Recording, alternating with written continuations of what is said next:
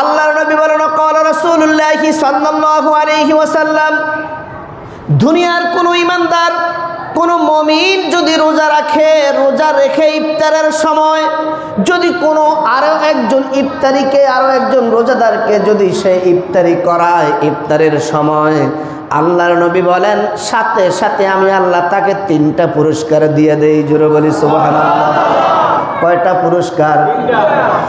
আপনি রোজা রাখলেন, ইফতারের সময় একজন রোজাদারকে ডেকে যদি আপনি তার হাতের মধ্যে 1 গ্লাস পানি, একটা খেজুর অথবা কোনো মিষ্টি দ্রব্য যে কোনো কিছু দিয়ে যদি আপনি তার হাতে তুলে দেন, আর তিনিও যদি আপনার সাথে ইফতার করে, আমার আল্লাহ কয় ও বন্ধু আপনি বলে দেন আমি আল্লাহ পাক বান্দাকে 3টা পুরস্কার দিয়ে দিব। 1 নম্বরের পুরস্কার হলো আপনি যে অংশটা তাকে দিলেন সে অংশ দিয়ে যখন সে পানিটা মুখে দিবে, খেজুরটা মুখে দিবে, মিষ্টি দ্রব্য অথবা আমাদের দেশের জাতীয় যে কোনো কিছু দিয়া যদি ইফতারিটা মুখে দিয়া কণ্ঠনালীটা ভেদ করে, আমার আল্লাহ কয় সাথে সাথে যে ব্যক্তি ইফতারিটা তার হাতে তুলে দিল আমি আল্লাহ তার জীবনের তামাম গুনাহগুলি মাফ করে দেই। 2 নম্বরের পুরস্কার হলো কিয়ামতের ময়দানে বিচার হওয়ার পরে যদি কোনো অন্যায়ের কারণে সে যদি জাহান্নামী হয়ে যায়, আমি আল্লাহ ইফতারের কারণে তাকে জাহান্নাম থেকে মুক্তি দিয়ে দেই। 3 নম্বরের পুরস্কার হলো সারাদিন কষ্ট করে রোজা রাখার পরে তার রোজাটা কবুল হয়েছে কি হয় নাই সে জানে না, কিন্তু আমি আল্লাহ ওই ব্যক্তিকে ইফতারি করাইবার কারণে আরো একটা রোজার সওয়াব তার আমলনামায় লিখে দেই। বন্ধুরা আমার, আল্লাহর নবী বলেন যদি দুনিয়ার কোনো মানুষ কোনো রোজাদারকে পেট ভরাইয়া একবেলা খাওয়াইছে, আছে না নাই? একবেলা যদি পেট ভরাইয়া আপনি তাকে ইফতারিটা খাওয়াইলেন, ইফতারি তো একটা খাজুর দিয়েও ইফতারি করা যায়, 1 গ্লাস পানি দিয়েও করা যায়, একটু মিষ্টি দ্রব্য দিয়ে দেওয়া যায় নাকি? ইফতারি সামান্য একটু কিছু দিয়া কি আগের জমানায় দেখছি, শুনছি এবং দেখছি। কিন্তু এই রমজান মাসে একটা আমল আপনি করলেন, কিন্তু আপনার আমলের সওয়াব 10 গুণকে আল্লাহ 700 গুণ বৃদ্ধি করেন। তার কারণ কি? কারণটা জানা দরকার না? আল্লাহ গো তোমার কাছে জানতে চাই, বিগত 11টি মাস বান্দা যদি কোনো আমল করে আর কোনো আমল করলো, নেক আমল যদি করে, তাহলে তুমি একটা নেক আমলের বিনিময়ে 10 গুণ সওয়াব দান করো। কিন্তু মাহে রমজান মাসে তুমি একটা নেক আমল করলে বান্দার আমল নামায় তুমি 700 গুণ সওয়াব দাও। তার কারণ কি? আমার আল্লাহ কয় জিবরীল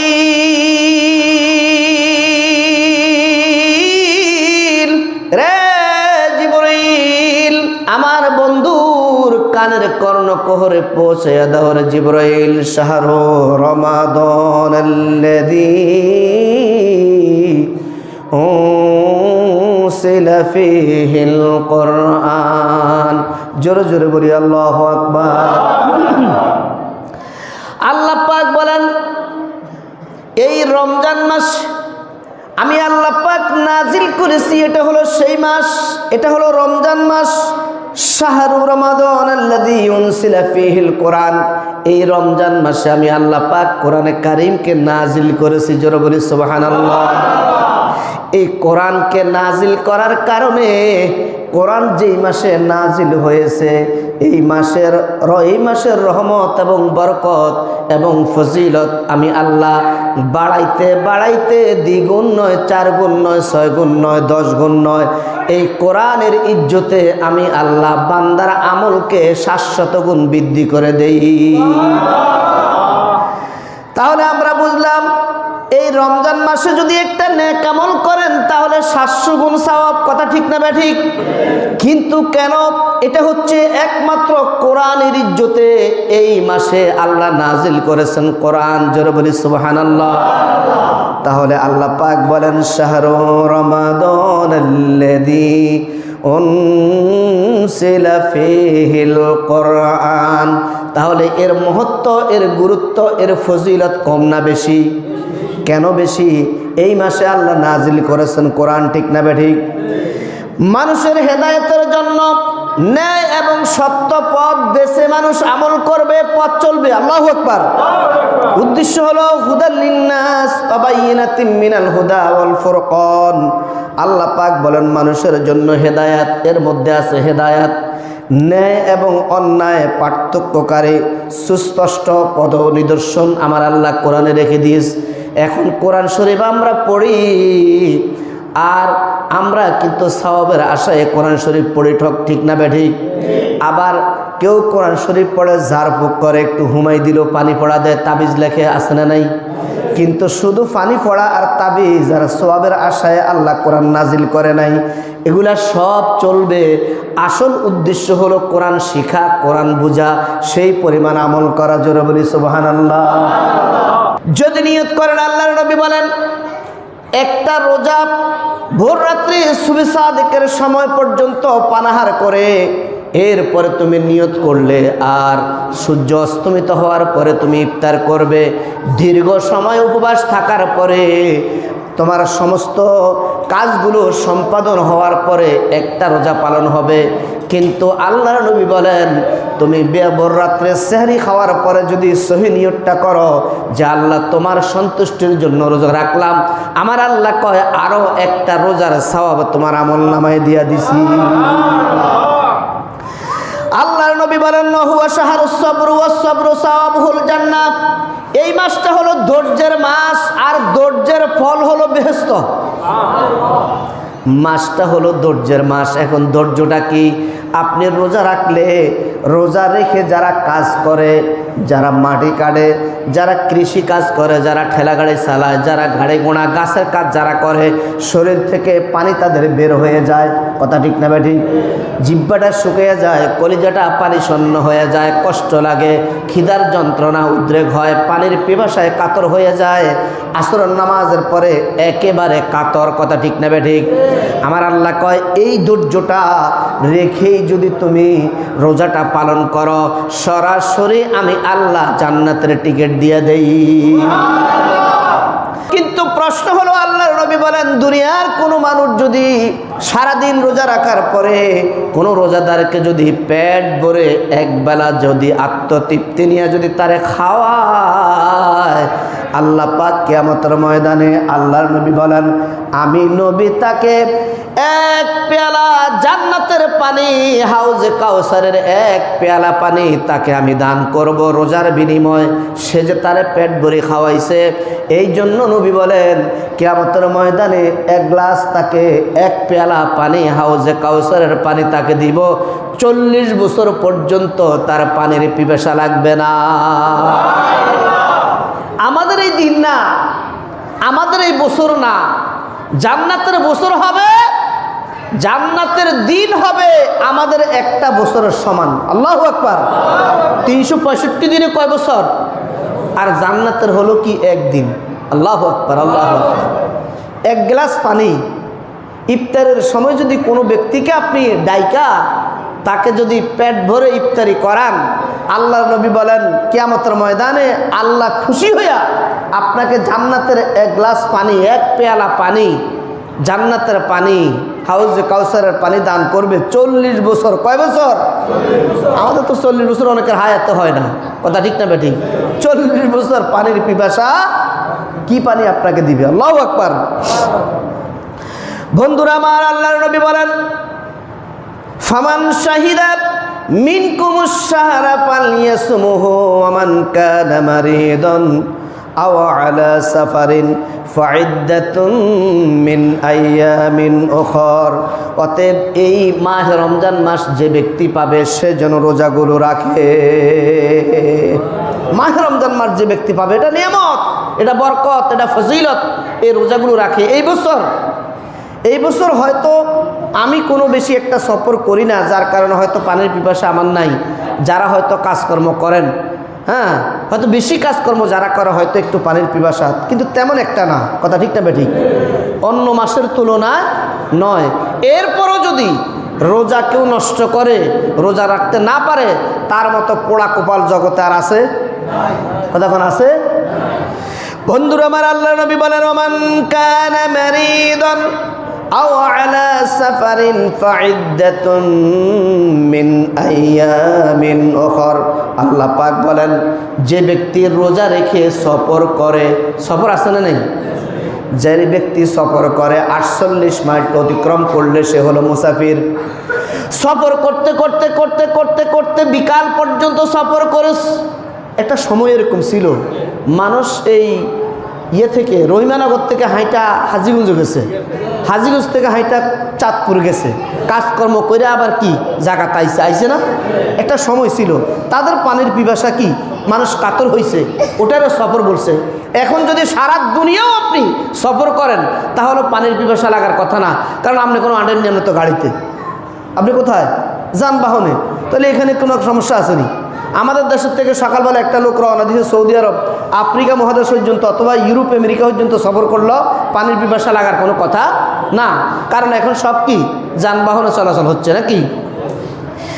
এখন দেখেন আল্লাহ পাকের বিধান, ওয়ামান কানা মারিদান আও আলা সাফারিন ফাইদ্দাতুম মিন আইয়ামিন উখর। আমার আল্লাহ কয়, তুমি সফর করতে করতে করতে করতে যদি তোমার পানির পিপাসা লেগে যায়, এমন যদি তুমি কাতর হয়ে যাও, এক পেয়ালা পানি না পান করলে তুমি ঘুরি পড়বে, তোমার মৃত্যু হবে, তোমার অবস্থাটা খারাপ হয়ে যাবে, মৃত্যুর আশঙ্কা যদি থাকে, এমন যদি হয়ে যায়, বেশি কষ্ট যদি হয়, তাহলে তুমি রোজা নষ্ট করবে, রোজা ভাঙবে এবং অন্য মাসে সেটা তুমি পূরণ করে দিবে। জোরে বলি সুবহানাল্লাহ। যদি সফর করতে করতে করতে করতে হাঁটতে হাঁটতে শরীরের পানি শূন্যতা আর একটা কদমও দিতে পারো না, যে তোমার অবস্থাটা একেবারে কি খারাপ, এমন এক জায়গায় রওনা দিছ, সেই জায়গা যাইতে আরও আধা ঘন্টা 1 ঘন্টা সময় লাগবে, এখন আর তোমার কাইক চলে না, তাহলে তুমি রোজা ভাঙতে পারো। হুকুম কার? সহজ না কঠিন? এটা কি সহজ না কঠিন? সহজ। কে করছে? আল্লাহ। তুমি এমন অবস্থায় রোজা ভাঙতে পারো, তবে এই রোজাটা তুমি অন্য মাসে আবার গণনা করে পূরণ করবে। জোরে বলি সুবহানাল্লাহ। এরপরে বলা হচ্ছে, ওয়ামান কানা মারিদান আও আলা সাফারিন ফাইদ্দাতুন মিন আইয়ামিন উখর। আমার আল্লাহ পাক এরপরে তিনি বলেন, যারা মুসাফির মানে সফর করতে করতে তার কষ্ট হচ্ছে, তিনি ভাঙতে পারবে। এরপরে বলা হচ্ছে, আমাদের দেশে কিছু রোগা মানুষ আছে, বয়বৃদ্ধের কারণে রোজা রাখতে পারে না, এরকম আছে না নাই? অথবা তার শারীরিক হঠাৎ করে সমস্যা দেখা দিছে, এখন ডাক্তার বলছে 2 ঘন্টা পরে ওষুধ না খেলে সে কিন্তু সুস্থ হতে পারবে না, মৃত্যুর আশঙ্কা আছে। এমন ব্যক্তির ব্যাপারে আমার আল্লাহ কয়, ওয়া আলাল্লাযীনা ইউতীকুনাহু ফিদআতুন তাআমু মিসকিন। আমার আল্লাহ কয়, ওই ব্যক্তি রোজা যদি না রাখতে পারে, যদি সে 2-1টা রোজা যদি নষ্ট করে, এটা অন্য মাসে গণনা করে পূরণ করবে। অসুখের কারণে হঠাৎ করে তার সমস্যা দেখা দিছে, আছে না নাই?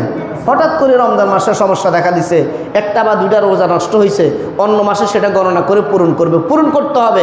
কিন্তু যদি এমন হয়, ওয়ালাল্লাযীনা ইউতীকুনাহু ফিদআতুন তাআমু মিসকিন, এমন ব্যক্তি আছে যারা বার্ধক্যজনিত রোগে আক্রান্ত, বয়স হয়ে গেছে, রোজা রাখতে পারে না, আছে না নাই?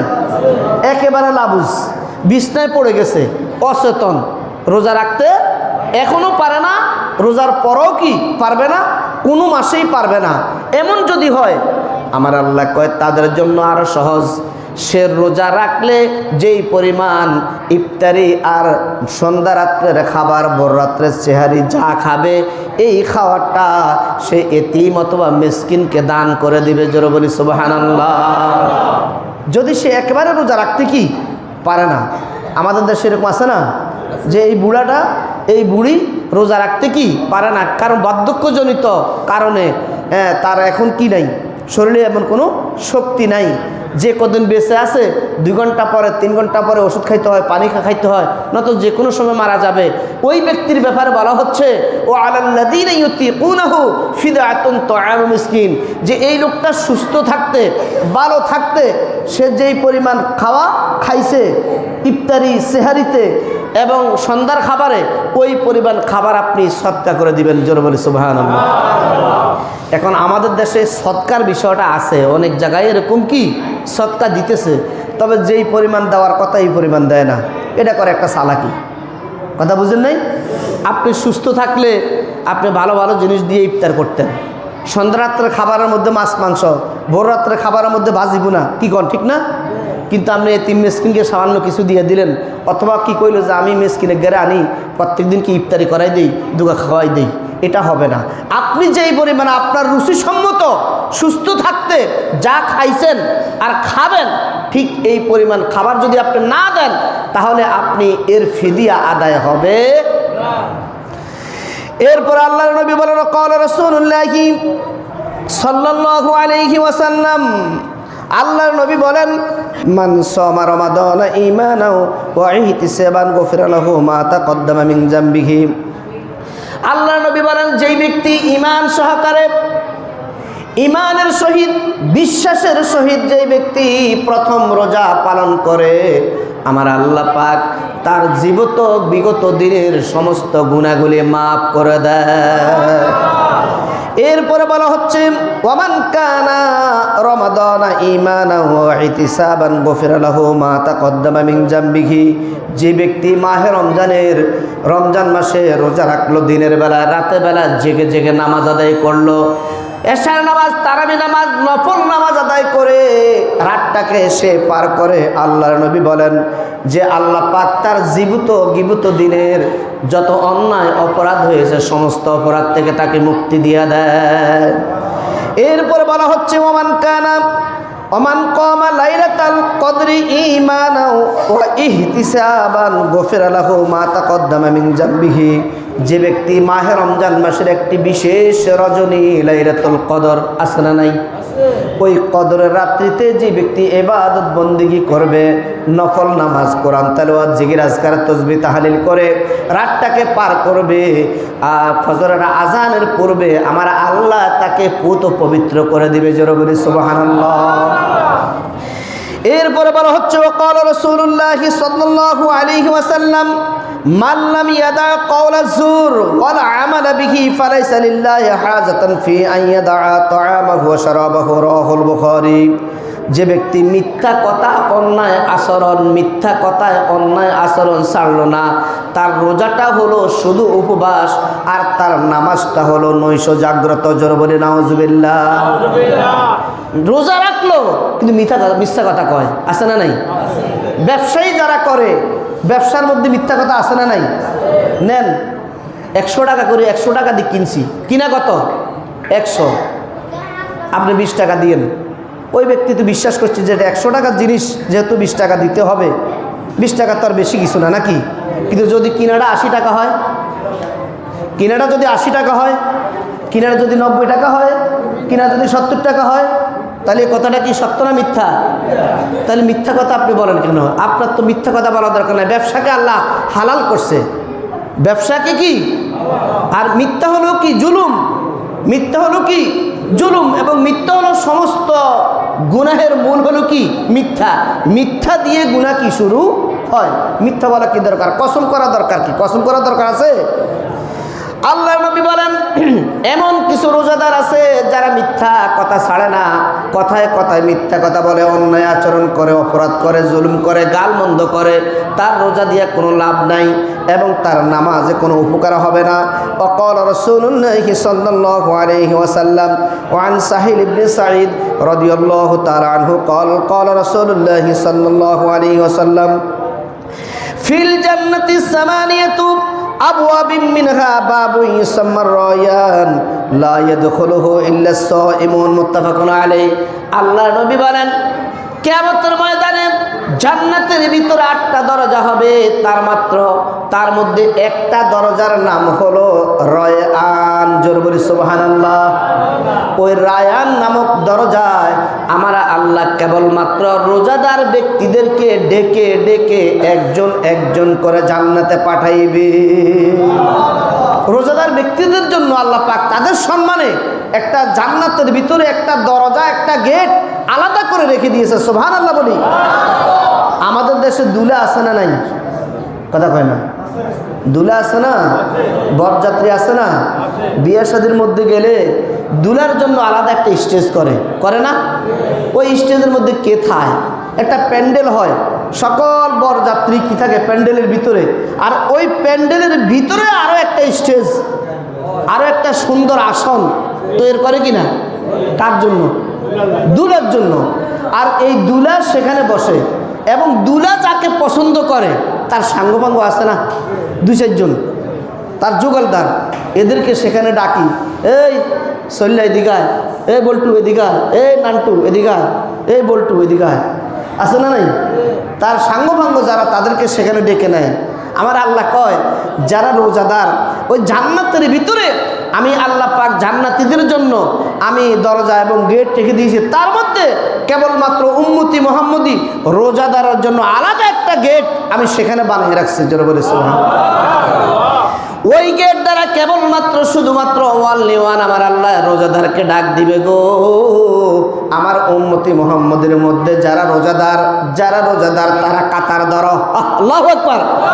একজন একজন করে আমার আল্লাহ তাদের সাথে সাক্ষাৎ করবে আর আল্লাহ মোলাকাত করে তাদেরকে জান্নাতে পাঠাইয়া দিবে।